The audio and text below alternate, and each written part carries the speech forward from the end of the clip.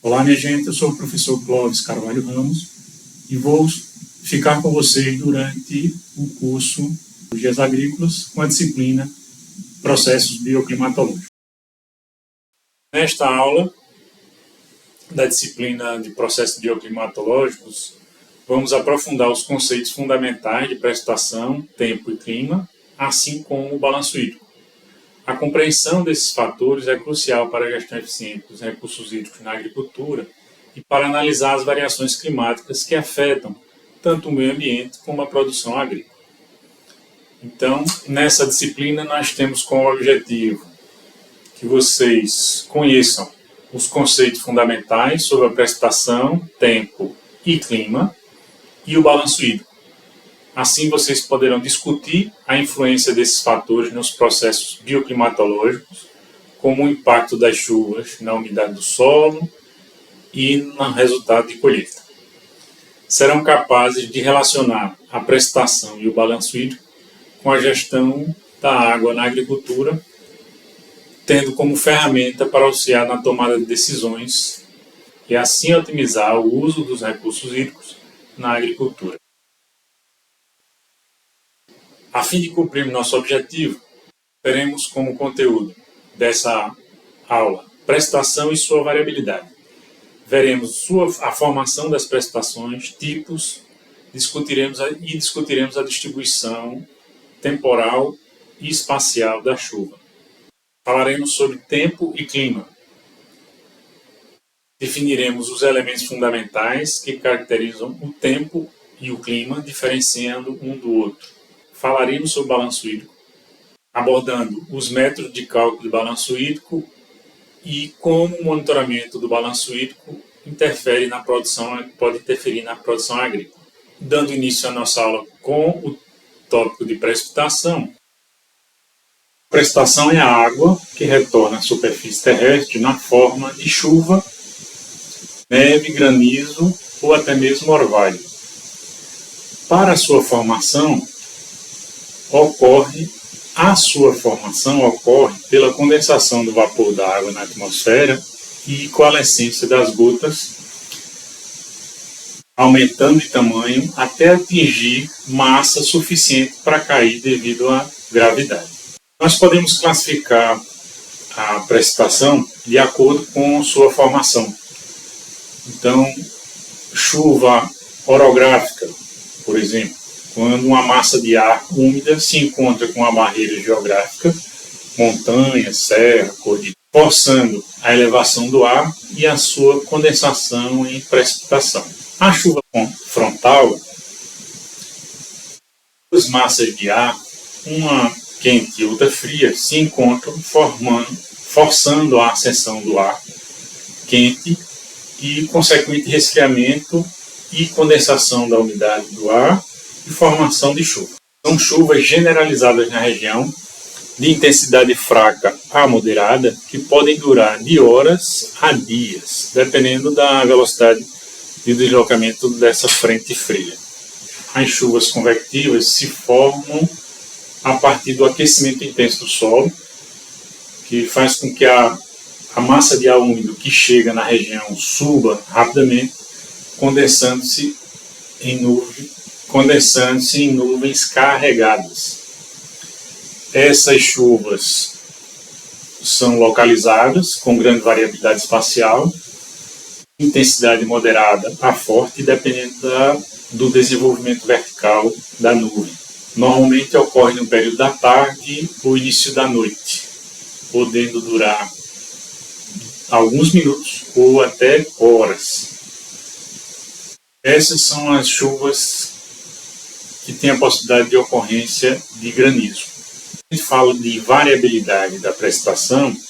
A precipitação tem uma variabilidade espacial, que é a diferença de volume de chuva entre locais.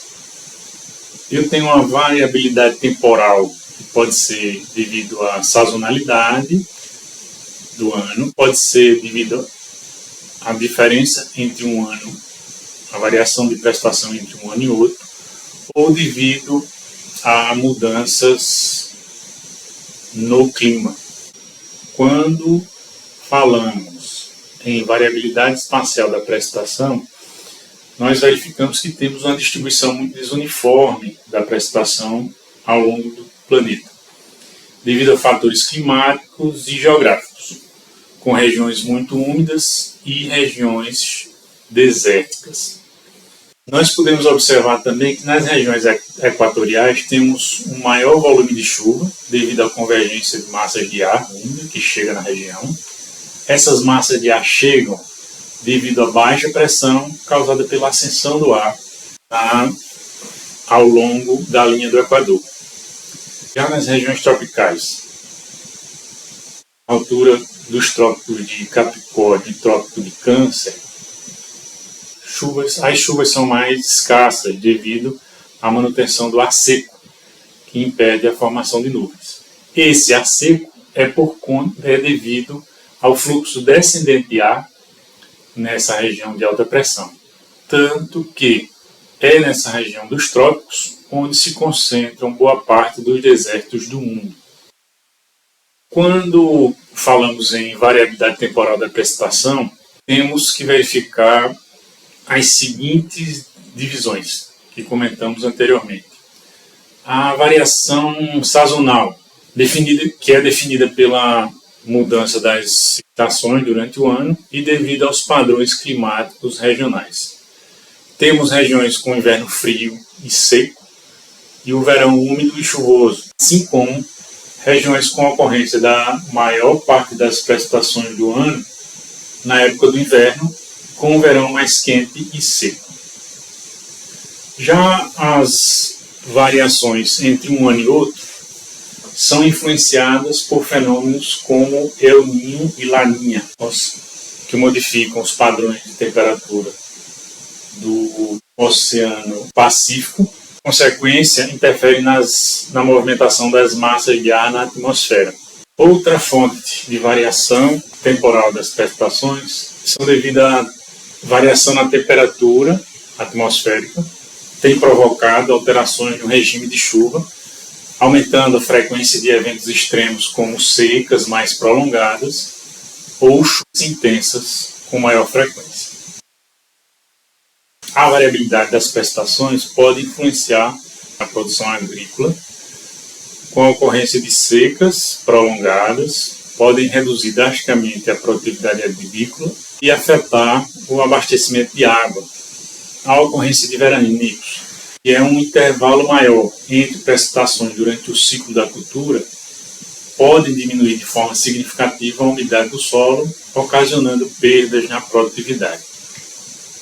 A frequência na ocorrência de chuvas intensas também podem causar erosão do solo, afetando a sua fertilidade, causando perdas na colheita ou aumento da incidência de doenças em uma determinada cultura.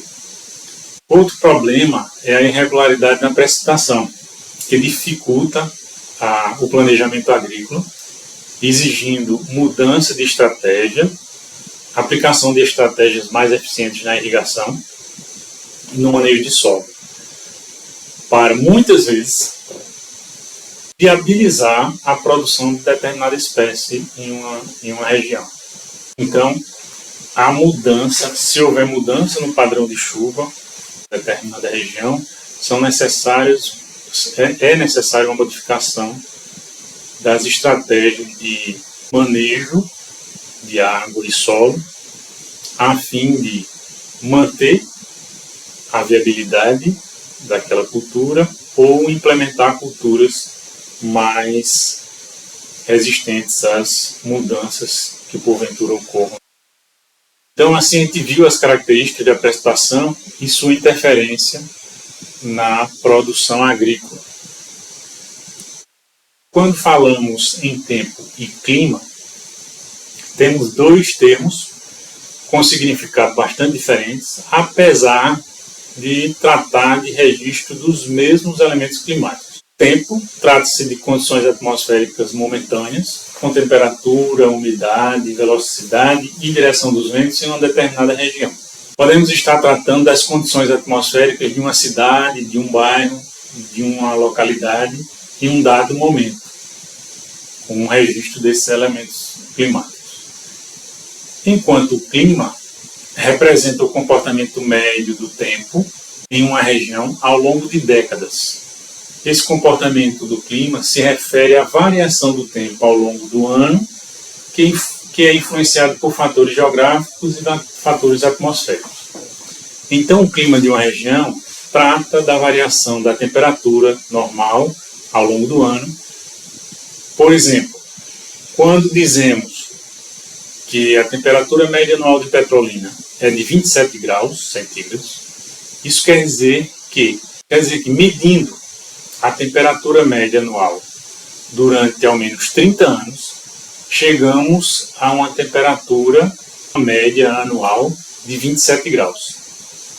Então são necessários várias décadas para admitirmos como padrão de clima de uma região aquela determinada medida, seja temperatura, volume de chuva anual ou umidade do ar. Os elementos climáticos que caracterizam o tempo ou o clima são a temperatura do ar, a umidade do ar, a radiação solar, pressão atmosférica, precipitação, velocidade e direção dos ventos. São os principais elementos climáticos que temos como registro. Já os fatores climáticos, nós temos a latitude, que é a distância de um local em relação à linha do Equador. Essa distância influencia a quantidade de radiação solar recebida na região. A altitude, quando nos referimos à altitude, nós observamos que locais mais altos apresentam temperaturas mais baixas, uma vez que retém menos calor. A atmosfera retém menos calor e podem sofrer influência das massas de ar úmido que ascendem na barreira geográfica e provocam precipitação. O relevo influencia nos padrões de direção e velocidade do vento e podem atuar aumentando ou diminuindo a incidência de precipitação. Continentalidade e maritimidade. Quando falamos em continentalidade e maritimidade, quer dizer que áreas próximas ao mar possuem uma maior umidade e, consequentemente, uma menor variação térmica entre a noite e o dia e uma maior incidência de chuvas. Já as regiões mais distantes da costa recebem massas de ar mais secos e têm uma amplitude térmica bem maior. As correntes marinhas influenciam a temperatura e a umidade do ar, interferindo na movimentação das massas de ar que vão em direção ao continente. É um exemplo dos fenômenos El Niño e Laninha, que provocam variação no padrão de chuvas nas regiões norte, nordeste e sul do Brasil, principalmente, quando estão em atividade. A vegetação funciona como uma proteção da superfície do solo, diminuindo a evaporação da água do solo, melhorando a infiltração da água no solo e regulando a temperatura da região pelo processo de evapotranspiração. Os locais bem vegetados geralmente são úmidos, um pouco mais úmidos. As árvores também podem ser utilizadas para a proteção de áreas agrícolas, como na diminuição da incidência dos ventos, diminuindo assim as perdas de água por evaporação em uma determinada cultura. Então, entender como os elementos climáticos variam e quais os fatores que interferem em cada um deles é importante para o manejo da atividade agrícola, da produção agrícola, com o intuito de melhorar a eficiência no uso dos recursos naturais. Já quando falamos de balanço hídrico, o balanço hídrico é tão somente a contabilidade das quantidades de água que entram e saem de um sistema em um intervalo específico de tempo.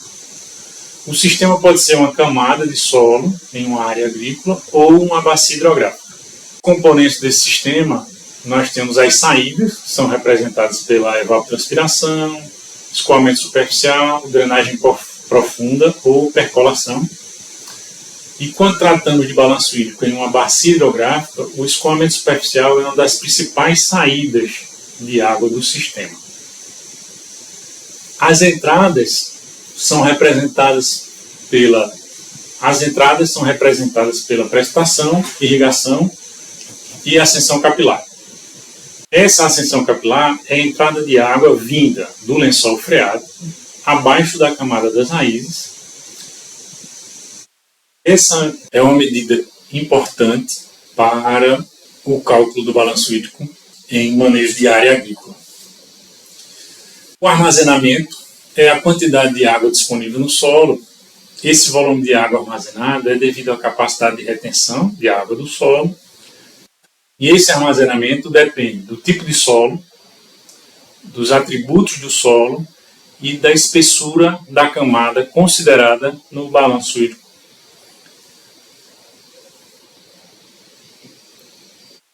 Para fazer o balanço hídrico, nós podemos utilizar algumas metodologias.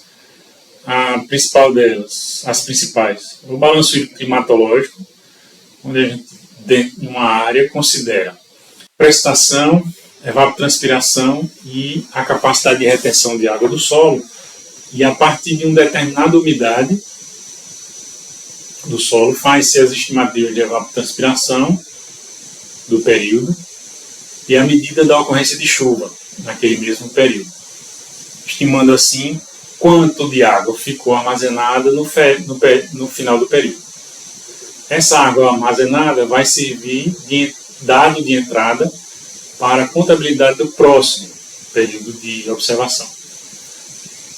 Esses períodos de observação pode ser de um dia, pode ser de uma semana ou tempo maior. Depende dos equipamentos que estão sendo utilizados e do objetivo do balanço hídrico. O modelo de Thornton e Matter é um modelo simples que utiliza poucos dados climáticos para calcular o balanço hídrico mensal. Ele faz a estimativa do balanço hídrico apenas com os dados de temperatura, precipitação e características do solo. É um modelo utilizado para monitorar as zonas agrícolas e fazer previsão de safra em função do déficit sofrido ou não pelas culturas em determinada fase do ciclo. Utilizando qualquer método de balanço hídrico, podemos aplicar o índice de comprometimento hídrico. A unidade mede a relação entre o consumo e a disponibilidade de água, comparada à situação ideal para a cultura. E assim, tem uma ideia do grau de sofrimento, de estresse naquela cultura. Esse balanço hídrico pode ser utilizado para o monitoramento da umidade do solo, para evitar déficit hídrico das culturas, determinando o momento certo de entrada com o suprimento de água, principalmente através da irrigação. O balanço hídrico pode também ser utilizado para a gestão de água. Para a gestão de água, o balanço hídrico é importante para se ter a informação mais precisa sobre a oferta de água, oferta e demanda de água de uma região, e assim definir os potenciais usos, seja numa escala de bacia hidrográfica ou de propriedade agrícola. O acompanhamento do nível de umidade no solo em uma área agrícola é também uma importante informação para a previsão de safra, ajudando assim no planejamento agrícola baseado na disponibilidade hídrica do solo. A disponibilidade hídrica para uma cultura pode afetar ou não de forma significativa a produtividade em função da fase do ciclo, e essa disponibilidade foi maior ou menor. É uma ferramenta importante para o monitoramento de produção agrícola em regiões dependentes de chuva. Uma importante informação para os órgãos de gestão de safra. Então, os fatores que afetam o balanço hídrico são o tipo de solo, que influencia a capacidade de retenção de água, a declividade do terreno, que determina a velocidade com que há o escoamento superficial. Quanto menor essa velocidade, maior a possibilidade de infiltração, de armazenamento de água no solo. A cobertura vegetal, que reduz a evaporação e melhora também a infiltração de água no solo. Então, quanto maior essa vegetação, a cobertura vegetal do solo, menor as perdas de água por evaporação e evapotranspiração, e melhora também a infiltração de água no solo, protege o solo de erosão. E também protegendo o solo de erosão. Outras são as práticas de manejo e proteção de solo. Essas práticas podem afetar a conservação da umidade ou aumentar a infiltração da água no solo. Curvas de nível, plantio em terraço, que diminuem a velocidade de escoamento superficial, aumentando a infiltração de água no solo. Então, nesta aula nós vimos a precipitação, seu padrão de distribuição ao longo do ano e distribuição de volumes, que é importante no planejamento agrícola, interferindo na escolha de data de plantio, escolha de cultura a ser explorada em cada época, em cada local, garantindo a sustentabilidade agrícola. Já o balanço hídrico nós vimos que é essencial na aplicação de água, na hora e quantidade certas, a fim de manter a produtividade agrícola.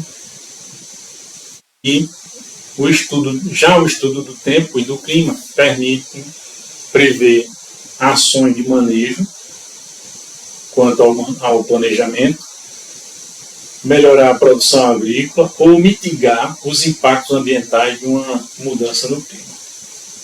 Essa gestão eficiente dos recursos naturais, principalmente água, melhoram a sustentabilidade da produção agrícola.